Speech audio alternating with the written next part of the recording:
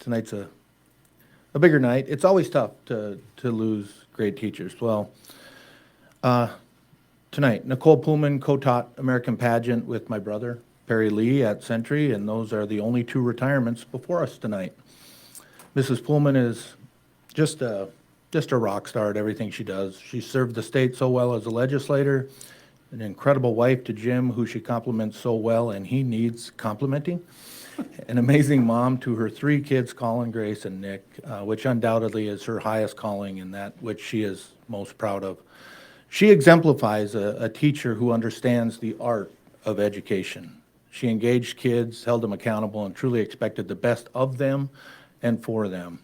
So I'm sad to see her go, but even teachers have a life outside of school. Unless you're my brother.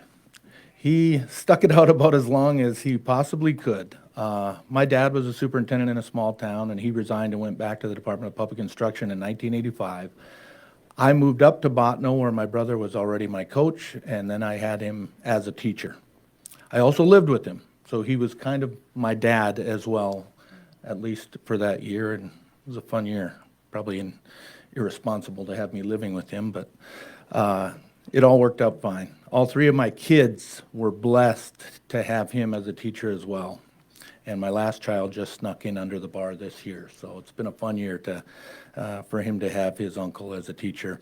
I've never met anyone who genuinely enjoys high school kids as much as he does. He was a master of relationships, getting in with the kids, and then of course prompting them to learn. He's done that day in and day out, year after year for 43 years. I know how proud my dad is that one of his kids took his advice and became an educator. It wasn't me, obviously, but we are all extremely proud of the difference Perry Lee has made. So I just want to wish two very special people to me, Miss Poolman and Lee Dog, a happy retirement. I think it's so cool and fitting that they get to close this chapter of their respective books together. Well deserved. You'll both be missed. Absolutely. Thank you, Mr. Lee.